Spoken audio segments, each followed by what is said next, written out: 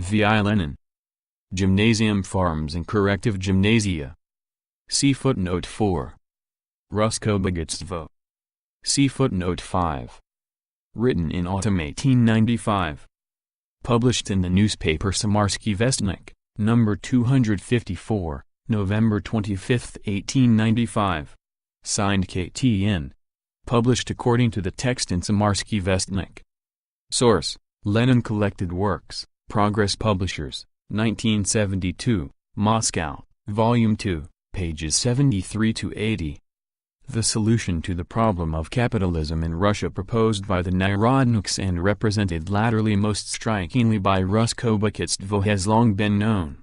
While not denying the existence of capitalism, for they are compelled to admit its development, the Narodniks consider our capitalism not to be a natural and necessary process grounding the age-long development of commodity economy in Russia, but an accident, a phenomenon not firmly rooted and merely indicative of a departure from the path prescribed by the nation's entire historical life. We must, say the Narodniks, choose different paths for the fatherland, leave the capitalist path and communalize production, making use of the existing forces of the whole of society, which, so they say, is already beginning to be convinced that there is no basis for capitalism. Obviously, if a different path may be chosen for the fatherland, if the whole of society is beginning to understand the need for this, then the communalizing of production presents no great difficulties and requires no preparatory historical period. One has only to draw up a plan of such communalization and to convince the appropriate persons of its feasibility, and the fatherland will turn from the mistaken path of capitalism to the road of socialization. Everybody understands how tremendously interesting a plan must be that promises such radiant perspectives. That is why the Russian public should be very thankful to Mr. Yazakov, one of the regular contributors of Ruskobogitstvo, for having undertaken the job of drawing up such a plan. In the May issue of Ruskobogitstvo find his article Educational Utopia, with the subheading Plan for Nationwide Compulsory Secondary Education. What connection has this with the communalizing of production? The reader will ask. The most direct connection, since Mr. Yazakov's plan is a very broad one.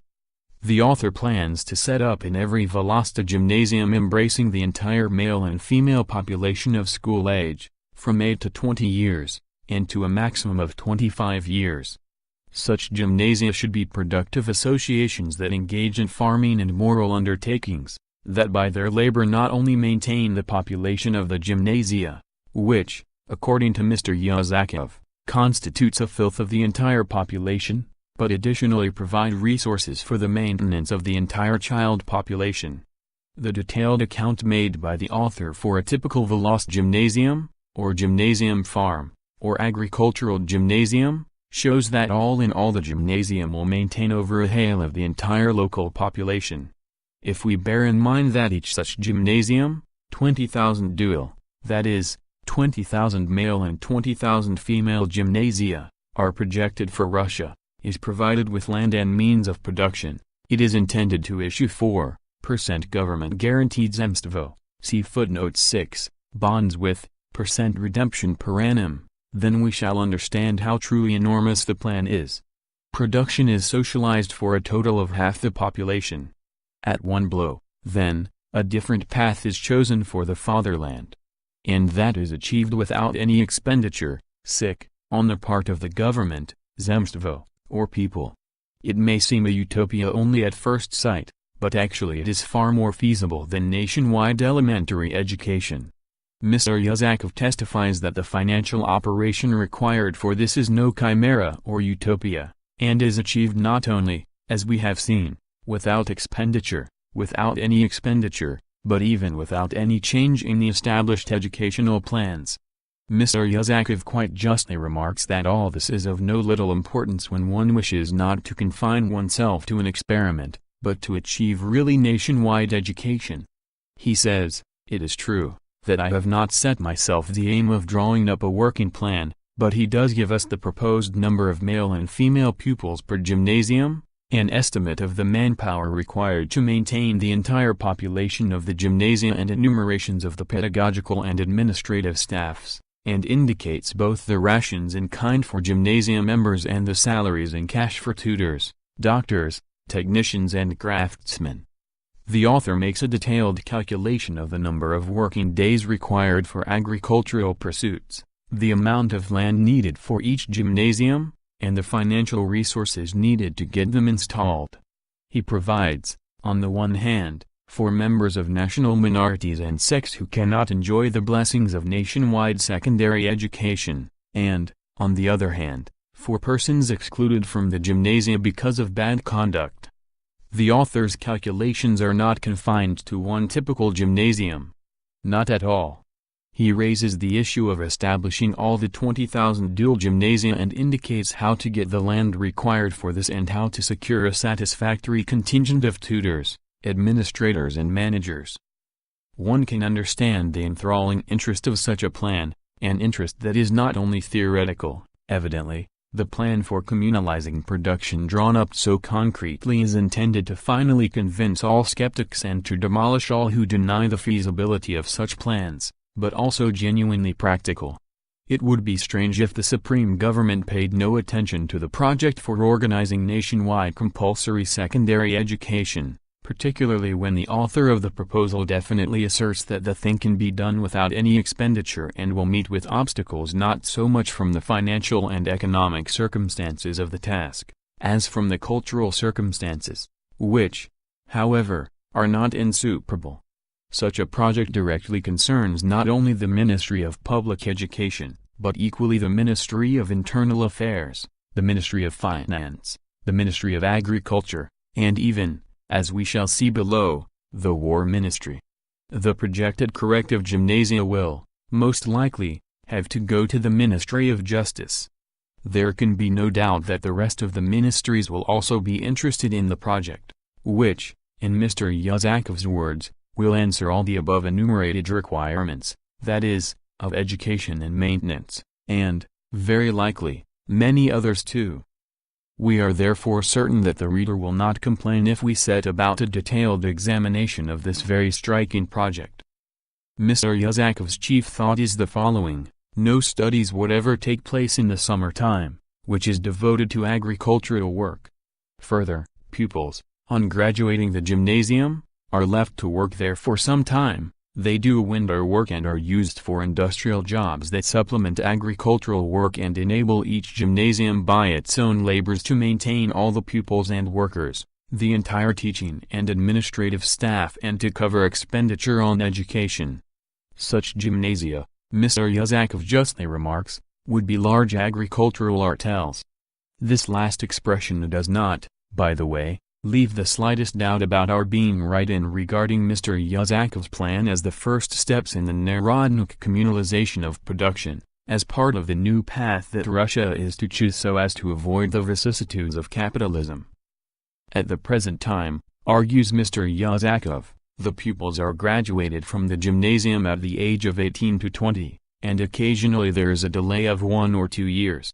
Under compulsory education, the delay will become still more widespread.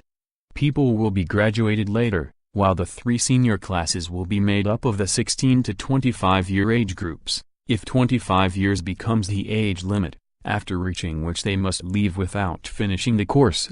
Thus, if we bear in mind the additional contingent of adult 5th-class pupils, one may boldly consider about 1/3 of the pupils in the gymnasium to be of working age. Even if the proportion is reduced to 1/4, the author calculates further, by adding to the 8 gymnasium classes the 2 classes for preparatory elementary school, illiterate 8-year-old children would be admitted. We would still get a very large number of workers who, assisted by semi-workers, could cope with the summer work.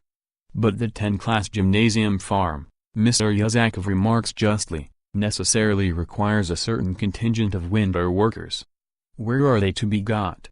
The author proposes 2 solutions. 1. The hire of workers, some of the more deserving of whom might be given a share in the proceeds. The gymnasium farm should be a profitable undertaking and be able to pay for such hire. But the author considers another solution of greater importance. 2. Those who have finished the gymnasium course will be obliged to work to cover the expenditure on their tuition and their keep while in the junior classes. That is their direct duty, adds Mr. Yazakov, a duty, of course, only for those who cannot pay the cost of tuition. It is they who will constitute the necessary contingent of winter workers and the supplementary contingent of summer workers. Such is the first feature of the projected organization, that is to communalize 1/5 of the population into agricultural artels. It already enables us to see what sort of different path for the fatherland will be chosen. Wage labor, which at the present time serves as the only source of livelihood for people who cannot pay the cost of tuition and living, is replaced by compulsory unpaid labor. But we must not be disturbed by that. It should not be forgotten that in return the population will enjoy the blessings of universal secondary education. To proceed. The author projects separate male and female gymnasia, intending to adopt the prejudice prevalent on the European continent against co-education, which actually would be more rational.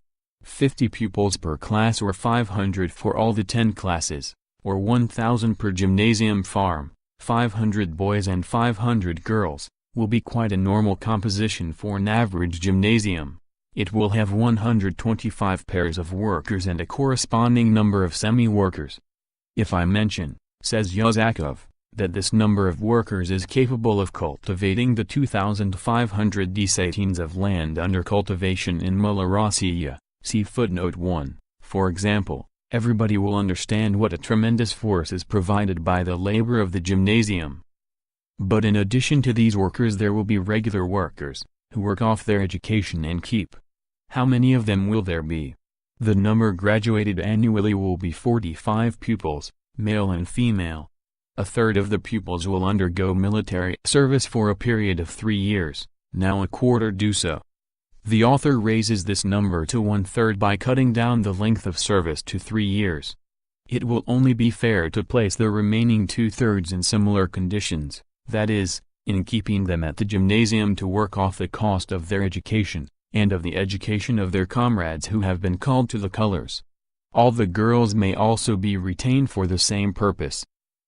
The pattern of the new system, arranged for the fatherland that has chosen a different path, is assuming increasingly clear outlines. Now all Russian citizens are obliged to undergo military service and, since the number of persons of military age is larger than the number of soldiers required, the latter are chosen by lot.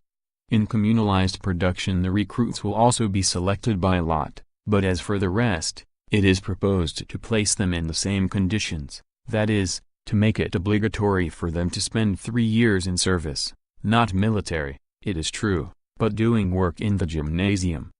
They have to work off the cost of keeping their comrades who have been called to the colors. Have all to do so? No. Only those who cannot pay the cost of the tuition. The author has already advanced this proviso above, and below we shall see that for people who are able to pay for tuition, he plans separate gymnasia altogether, of the old type. Why, the question arises, does the keep of comrades called to the colors have to be worked off by those who cannot pay the cost of tuition, and not by those who can? The reason is very understandable.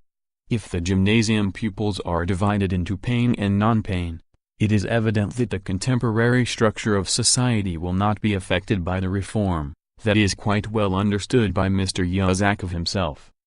In that case, it is understandable that the state's general expenditure, on the soldiers, will be borne by those who are without the means of livelihood, see footnote 2, proletariat, just as they bear it now in the shape, for example, of indirect taxes, etc. In what way is the new system different?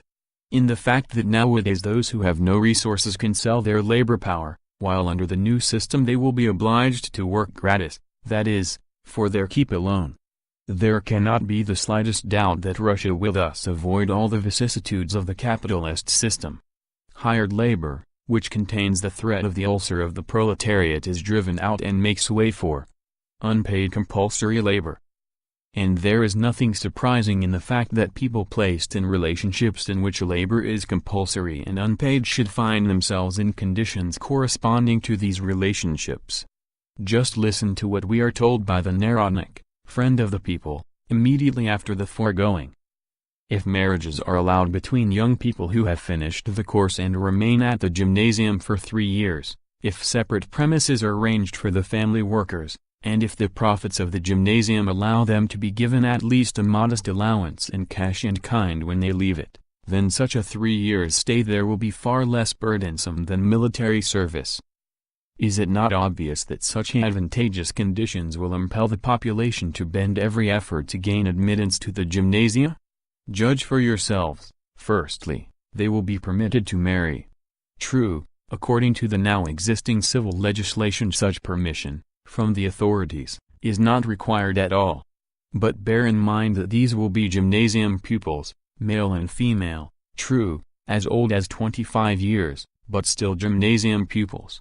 If university students are not permitted to marry, could gymnasium pupils be permitted to do so? And what is more, the permission will depend on the school authorities, consequently, on people with a higher education. Obviously, there are no grounds for fearing abuses. Those who graduate the gymnasium and remain as regular workers there, are, however, no longer pupils. Nevertheless, they too, people between 21 and 27 years of age, have to obtain permission to marry. We cannot but recognize that the new path selected by the fatherland involves some curtailment of the civil rights of Russian citizens, but, after all, it must be admitted that the blessings of universal secondary education cannot be acquired without sacrifices. Secondly, separate premises will be provided for family workers, probably no worse than the cubicles now inhabited by factory workers. And thirdly, the regular workers get a modest allowance for this. Undoubtedly, the population will prefer the advantages of a quiet life under the wing of the authorities to the turmoils of capitalism, will prefer them to such a degree that some workers will stay permanently at the gymnasium, very likely out of gratitude for being allowed to marry. The small contingent of regular workers, who remain at the gymnasium altogether and associate, themselves with it, supplements these labor forces of the gymnasium farm. Such are the possible and by no means utopian labor forces of our agricultural gymnasium. Have mercy on us. What is there utopian in all this? Regular unpaid workers, who have associated themselves with their masters, by whom they are permitted to marry. Just ask any old peasant, and he will tell you from his own experience that all this is quite feasible. To be continued. See footnote 3. Notes. 1. The Ukraine. Editor's note. 2. Otherwise the domination of the former over the latter would not be maintained. Lenin. 3. No continuation followed in the newspaper Samarsky Vestnik. Editor's note. 4. Gymnasium Farms and Corrective Gymnasia was written in the autumn of 1895 in answer to S.N. Yuzakov's article An Educational Utopia. A Plan for Universal, Compulsory Secondary Education, published in Rusko-Bukitstvo, Russian Wealth, for May 1895. Lenin severely criticized the plan advanced by Yuzakov, who proposed compulsory secondary education in agricultural high schools, gymnasia, the poorer students having to cover the cost of their tuition by labor service, and showed its reactionary character. At the end of 1897, when in exile in Siberia, Lenin returned to this subject in the article Gems of Narodnik Project Mongering. The article was published over the signature of KTN on November 25, December 7, 1895, in the Samarsky Vestnik, Samara Herald. The newspaper Samarsky Vestnik appeared in Samara, now the city of Kuibyshev, from 1883 to 1904. From the end of 1896 to March 1897 it was controlled by the legal Marxists, P. P. Maslov, R. Gvozdov, R. E. Zimmerman, Essenen, V. V. Portugalov and others. In the 1890s it published occasional articles by Russian revolutionary Marxists. 5. Rusko-Bukitstvo, Russian Wealth, a monthly magazine published in St. Petersburg from 1876 to the middle of 1918. In the early 1890s it became the organ of the Narodniks, and was edited by S. N. Krivenko and N. Kamkilovsky. The journal advocated reconciliation with the Tsarist government and waged a bitter struggle against Marxism and the Russian Marxists. In 1906 it became the organ of the semi-cadet Popular Socialist Party. 6. Zemstvo, the name given to the local government bodies introduced in the central gubernias of Tsarist Russia in 1864. They were dominated by the nobility and their powers were limited to purely local economic problems, hospital and road building, statistics, insurance, etc. Their activities were controlled by the provincial governors and the Ministry of Internal Affairs, which could prevent the implementation of any decisions disapproved by the government. End of Gymnasium Farms and Corrective Gymnasia, by V. I. Lenin.